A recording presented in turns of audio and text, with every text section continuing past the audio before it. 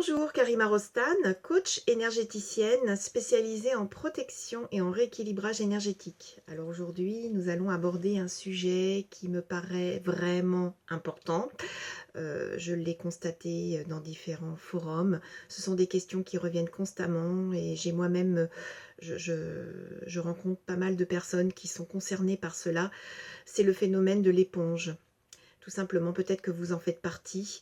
Vous vous considérez comme une personne hypersensible qui absorbe toutes les énergies des autres. Alors c'est un phénomène qui est très très courant. Vous n'êtes pas isolé, loin de là. Moi-même, j'ai eu tendance longtemps à être une éponge énergétique sans m'en rendre compte. Et j'ai dû apprendre, bien évidemment, à m'en protéger en gérant mieux mes émotions et pour pouvoir aussi, moi, de mon côté, aider les autres à ce sujet. Alors, que se passe-t-il en général lorsque vous faites office d'éponge? C'est-à-dire que vous avez des personnes dans votre entourage qui ne sont pas forcément malveillantes à la base, mais qui viennent vers vous parce que vous êtes toujours à l'écoute, toujours là pour les écouter et surtout pour les aider et leur donner vos solutions. Et ça n'est pas la bonne, forcément, ça n'est pas la bonne manière de procéder. Pourquoi?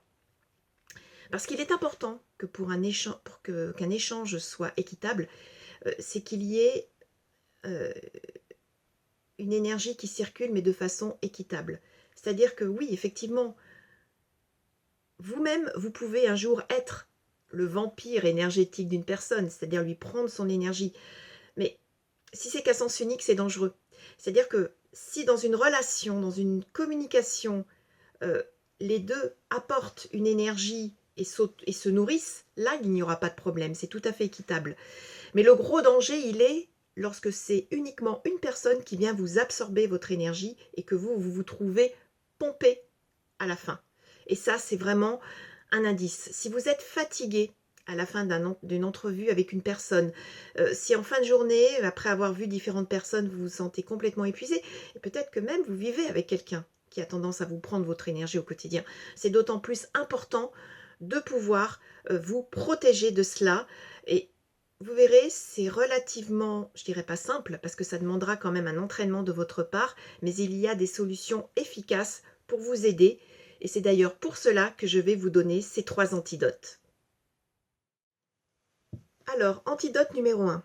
Lorsque vous avez identifié vos vampires énergétiques, les personnes qui sont susceptibles de vous prendre votre énergie vitale, qui vous fatigue, en général vous les reconnaissez, vous savez, ça peut être une très bonne copine à vous, enfin une copine, une relation, un collègue de travail, votre patron, enfin peu importe, même votre conjoint, vous savez en général qui vous prend votre énergie. Alors, la première chose à faire, je l'avais déjà évoqué dans certaines vidéos, c'est de vous protéger, c'est-à-dire de mettre en place votre propre protection. Alors, comment faire? Lorsque la personne vous parle, lorsqu'elle vous demande un conseil ou lorsqu'elle vient se plaindre à vous, qu'elle vous raconte ses histoires, etc., vous devez apprendre à croiser, vous devez tout simplement croiser vos bras et vos jambes de façon à ce que l'énergie qui va arriver d'elle, qui va arriver de cette personne-là, ne vous atteigne pas. Je dirais là plutôt les ondes négatives ne vous atteignent pas. Donc vous allez rester grâce à cela relativement stable face à votre interlocuteur. Ce que vous pouvez aussi imaginer le matin, en vous levant, vous installez une bulle autour de vous. Alors cette bulle, vous en avez déjà peut-être entendu parler, mais pas n'importe quelle bulle. Là, il ne s'agit pas de s'isoler. Il s'agit de ne laisser rentrer dans cette bulle que les bonnes choses. Donc vous allez vous imaginer une bulle pleine de lumière qui va vraiment vous donner, vous verrez, une sensation de bien-être si vous le faites tous les jours. Et vous allez demander à ne laisser rentrer dans cette bulle que ce qui est positif pour vous et de laisser le reste à l'extérieur. Vous savez que lorsque l'on émet une intention, elle a tendance à se concrétiser dans la matière. Et bien là, le fait d'émettre cette intention va fonctionner et va marcher. Donc déjà, vous êtes à ce niveau-là protégé. L'idée ici, c'est d'arrêter l'hémorragie et d'arrêter de perdre votre énergie vitale dans la journée. Parce que ça peut être, à la longue, très grave pour vous. C'est-à-dire que ça peut générer une maladie, une dépression, un burn-out, une déprime, etc. D'autant plus que si, par exemple, vous travaillez dans un bureau avec un ou une collègue qui a tendance à se nourrir de vous non-stop ou plusieurs personnes. Donc, protégez-vous, c'est hyper important. Deuxième antidote, lorsque vous faites face, on va prendre un exemple, à une personne qui vous appelle par téléphone, parce que vous n'êtes pas obligé de la voir en face à face, une personne qui vous appelle par téléphone, elle vous pompe votre énergie pareil. Vous n'êtes pas, c'est pas uniquement pour les personnes en face à face. Donc cette personne, elle vous appelle, elle vous raconte son week-end. Oui, mais tu sais, voilà ce qui m'est arrivé, voilà ce qu'il m'a dit, j'en peux plus, j'en ai marre, nanana, nanana, et blablabla. Bla, bla, bla, bla. Bon. Vous, à un moment donné, vous l'écoutez, en ayant bien mis votre protection au moment où elle vous appelle, vous savez que c'est elle, vous l'identifiez, vous mettez votre protection, peut-être que vous l'avez mis même avant. Et là, vous allez lui poser une question. Pourquoi? Parce que l'idée, je dirais qu'il y a souvent un problème dans ces cas-là. Les gens qui ont tendance à se faire pomper leur énergie, ce sont des gens qui se considèrent un petit peu comme des sauveurs. Des personnes qui vont, oui, mais surtout que ces interlocuteurs-là, ces gens-là vous disent « Oui, mais il n'y a que toi qui peux m'aider, sans toi je ne suis rien. Tu sais que tes conseils m'ont toujours été vraiment d'une très grande utilité. Ces gens-là savent appuyer là où ça fait mal. Ils savent appuyer surtout sur vos faiblesses. Ne vous laissez pas avoir. À un moment donné, vous n'êtes pas la personne en question et vous ne pouvez pas non plus lui permettre Enfin, vous pouvez lui donner un conseil, mais il ne faut pas que ce soit que dans ce sens, puisque il y a une chose primordiale, c'est que chacun ses responsabilités par rapport à ça. Donc voilà la question que vous pouvez lui poser. Vous pouvez lui dire, si elle vous dit par exemple, oui mais tu sais j'ai encore raté ça, j'aurais peut-être pas dû faire ça, je sais pas, oui mais ça m'arrive toujours les mêmes problèmes, enfin bref. Et là vous pouvez lui dire, mais qu'est-ce que tu aurais pu faire toi pour que ça se passe autrement? Alors là, votre interlocuteur risque d'être un petit peu, mais voilà, vous ne l'avez pas habitué à ça. Et vous ne le lâchez pas. Vous lui dites, oui, qu'est-ce que tu aurais pu faire? Et là, vous allez le pousser à essayer de trouver ses propres solutions et vous allez le renvoyer aussi à ses responsabilités, ce qui est très important. Alors, qu'est-ce qui va se passer dans ces cas-là? La personne, elle va commencer à réfléchir par elle-même et elle va se dire, ah, mais j'aurais peut-être dû faire ça, mais oui, j'aurais peut-être dû faire ça. Ah, mais peut-être que c'est ça. Enfin bref, l'idée, c'est vraiment de vous montrer que vous êtes là, on peut vraiment dire que vous l'aidez, cette personne, parce que vous lui permettez de prendre un peu de recul sur sa propre situation. Vous lui posez uniquement la question et surtout, vous la laissez parler. Vous faites un grand silence de façon à la pousser à trouver, une fois de plus, ses propres solutions. Et ça, c'est très efficace.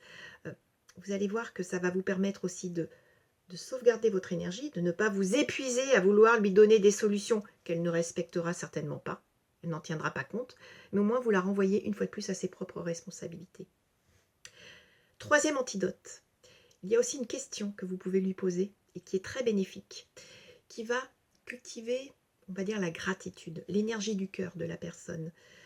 Cette personne se plaint constamment et à un moment donné, vous allez lui dire « Tiens, dis-moi, donne-moi 5 choses pour lesquelles tu es vraiment reconnaissante dans ta vie. » Alors là, ce n'est pas le genre de question que l'on vous pose tous les jours.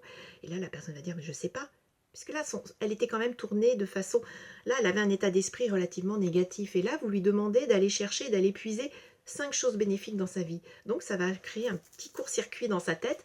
Et elle va se dire, mais oui... Et là, vous pouvez lui donner un exemple. Je ne sais pas, tu as un appartement, tu as un lit.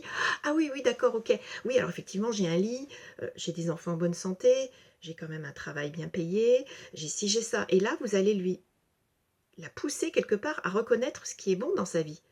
Et ça, c'est un super cadeau que vous lui faites. Et là, elle va se dire, bah oui, tout compte fait, je suis peut-être pas si malheureuse que ça. Et vous allez contribuer à faire baisser la tension dans l'entretien et vous allez voir que vous allez pouvoir recommencer à avoir un échange qui est équitable avec votre interlocuteur. Non seulement vous allez réussir à baisser la pression, mais aussi à lui rendre sa responsabilité, comme je vous le disais tout à l'heure, et pouvoir instaurer un climat de confiance. Et vous verrez que cette personne, en l'occurrence, elle vous respectera davantage et elle ne viendra pas constamment vous voir dès qu'elle a un problème. Ça va lui permettre aussi de commencer à réfléchir par elle-même et ça, c'est très important. Je reviendrai de toute façon sur ce sujet parce qu'il y aura encore beaucoup de choses à dire. Ce que je vous propose aujourd'hui, c'est d'allumer votre caméra, peut-être déjà de pouvoir identifier, si vous ne les connaissez pas, les personnes qui ont tendance à pomper votre énergie, à faire attention aussi vous, quand vous avez un problème particulier, à peut-être ne pas solliciter directement une bonne amie à vous, un bon ami, un collègue, et vous poser ces questions qui sont si valables pour vous. Eh bien écoutez, j'espère que ces antidotes vous aideront. Vous pouvez laisser bien entendu un commentaire en bas de cette vidéo. Si toutefois vous n'êtes pas encore inscrit à la chaîne, eh bien vous pouvez vous abonner de suite de façon à recevoir mes prochaines parutions. Je vous souhaite une excellente journée et je vous dis à très vite. Au revoir.